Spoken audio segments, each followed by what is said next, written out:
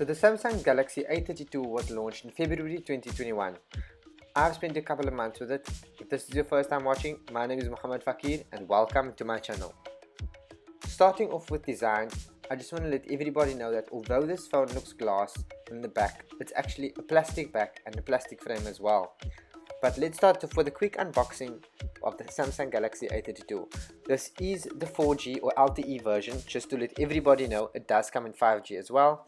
As you can see, opening the box, you do not get a silicone case. It's just your usual warranty cards and your information, your product information. But you do get a fast charger in the box, which I can assure you is 15 watts and it is a fast charger, which is obviously nice, and it's still included in the box. No earphones included in the box, but you do get a USB Type-C cable as well as your SIM pin. Now looking at the front of the phone, you still have your protection of Corning Gorilla Glass 5, of course, which is a plus. But on top of that, you've got this beautiful Super AMOLED 6.4-inch display, and of course that is a main attraction with Galaxy A devices. Now the frame might look metal or kind of metallic because of that finish. It's a solid build, but unfortunately it is a plastic frame, so I just want to reassure you about that. The back of the phone is a bit of a fingerprint magnet, but it's just definitely like a really good quality because it hasn't actually cracked badly since I've had it. It's at the back of the phone. There is a 5000 mAh battery, and on the front, as you can see, you've got your always on display and a fingerprint sensor in the display or under the display. On the right side, you've got your volume rockers and your power button or unlock button, and at the bottom you've got a 3.5mm headphone jack and a USB Type-C port as well as your speaker grill. The left side of the phone has your SIM tray as well as your micro SD card slot. This is a 64 gig phone, and it's a really good quality, especially considering the fact that it has 4 to 8 gigs of RAM depending on which version you get. My one was 4 gigs.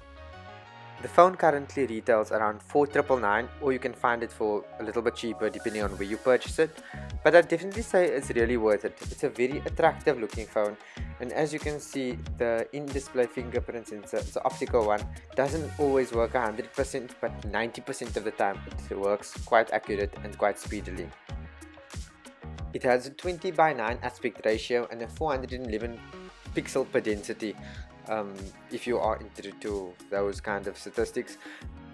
Being honest about the phone, it runs on One UI 3.1 now, which is Samsung's UI, although when I just got the phone it was a bit more sluggish than it is now. I noticed it had quite a few software upgrades, and honestly it's extremely seamless now compared to when I initially got it before the software updates came out.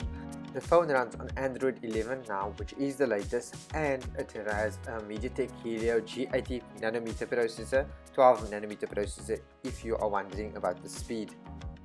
One of the main reasons to buy this phone is of course for that beautiful screen, and not to mention or not to forget to mention that it has a 90Hz display, which means it's extremely fast and really smooth, or as they say, it's buttery smooth. And I do have a game on here that I'll show you, but here you can see some Instagram scrolling as well as just what the phone looks like when navigating. Now mentioning that display, you can switch between 60Hz and 90Hz display, and I guess that would impact your battery life, but I just want to tell you that my phone has always been set to 90Hz, and so far the battery lasts around 2 days. Even if I use the phone as a hotspot in my secondary phone, it still really performs quite well, and that has also improved with software upgrades. Now testing performance, gaming performance, as well as video and sound quality, and just to showcase that display, let's look at gaming on the My Hero Academy game, which I kind of saw that was quite a fun game, and just to check the performance out on this phone, take a look at the beautiful graphics that it displays, as well as the actual sound and the speed of the game using that 90Hz.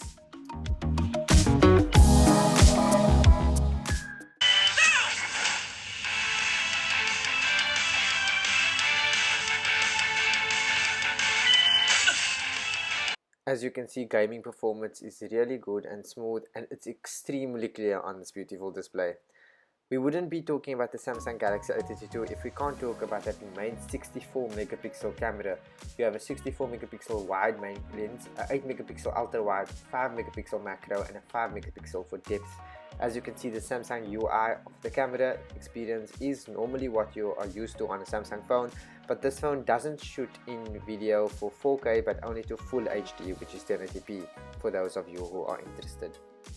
So let's take a moment to look at the 64 megapixel beautiful shots that this phone can take in good lighting as well as in a little bit of dark settings, but also checking out the selfie camera and the full HD video of the selfie camera.